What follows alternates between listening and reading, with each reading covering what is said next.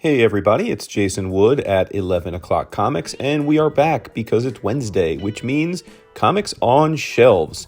So without further ado, let's jump into the 5 comics coming out for February 1st that I'm most excited about. We start off at DC with DC Power, a Celebration, which is a 100-plus page one-shot.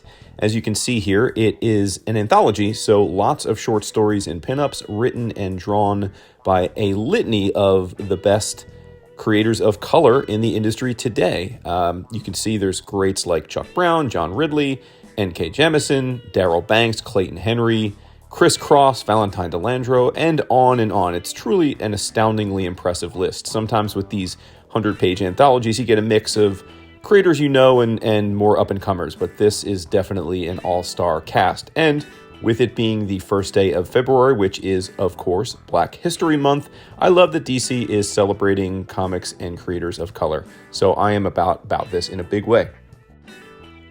Up next is Blood Tree #1, published by Image Comics, written by Peter Tomasi with art by Maxim Simic. This is a New York City-based detective thriller where a pair of homicide detectives are trying to track down a serial killer known as the Angel Killer. And the twist here is that the serial killer is going around killing family members of other known murderers. So it's a really strange take on nature versus nurture. A few points. I will say that the cover is not my favorite, and the art on the cover is in no way indicative of the interior work by Simic. So, keep that in mind. And also, it's wonderful to see Peter Tomasi doing creator-owned work. He has been one of the favorite writers at DC Comics for quite a few people for a long time, and it's great to see him branching out.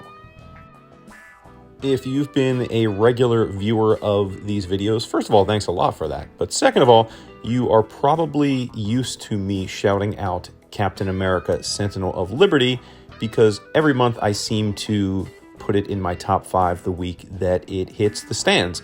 And this is no different. We've got issue number 9, written as usual by Colin Kelly and Jackson Lansing, with art by Carmen Carnero and colors by Nolan Woodard. This, of course, is published by Marvel Comics. This month, I'm particularly excited because we get, as you can see here on the cover, the New Invaders. I am a mark for team books, and even more so, a mark for getting the band together stories in general, and I think that's what this issue is going to be about. So sign me up, and hopefully you've heeded my advice and jumped on the bandwagon too. We're going to stick with Marvel for X-Force number 37, written by Ben Percy, with art by Robert Gill and colors by Guru FX. As it says on the cover, this issue we find out who is the man with the peacock tattoo. For those who have been reading X-Force from the start of the series, you know that he has been in the background mainly as one of the villains. And clearly we are going to reach a crescendo here in this coming arc, and the next step in that is learning all about his backstory. I've been enjoying X-Force for a lot of reasons, not the least of which I think Percy's having a blast writing these characters. The team has excellent chemistry, and I think Gill has done a wonderful job picking up the art chores from the incomparable Josh Cassara. And my last pick of the week is Where Monsters Lie #1, published by Dark Horse Comics, written by Kyle Starks, with art by Peter Kowalski and colors by Vladimir Popov.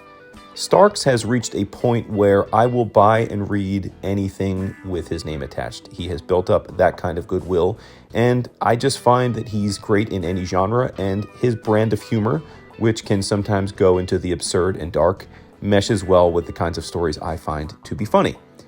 This book is absolutely on that meta tip. It is essentially taking the premise of what if all of the monstrous serial killer or horror movie stereotypes that we all know all existed in a world together and ended up living on the same suburban streets. Basically a community of these monsters. When they're not out doing their evil doing, they're just living normal suburban lives. Sounds weird, and it is weird, I'm sure, but that's the kind of thing that Starks always does. He takes a concept or a conceit that we're very used to with a nostalgic lens, and he flips it on its head and makes it very funny. Can't wait to dive into this, and I suspect it'll be one of the big hits of early 2023. That will do it for the week. I hope these 5 books piqued your curiosity, and as always, I'd love to hear what books have you most excited. The best way to let me know is to check us out at 11o'clockcomics.com or patreon.com/11o'clockcomics or our Facebook group, which is, shockingly, 11 O'Clock Comics.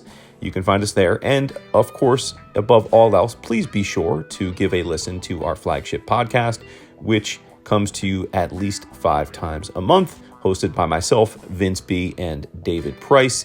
This week, we gave you a twofer where we did a look at a couple of single issues that we chose for each other. And then by the time you hear this, we will be in the midst of recording an interview with one of the best webtoons creators in the world, Mr. John Ammer. So check all that out, and I will see you all here on YouTube next week.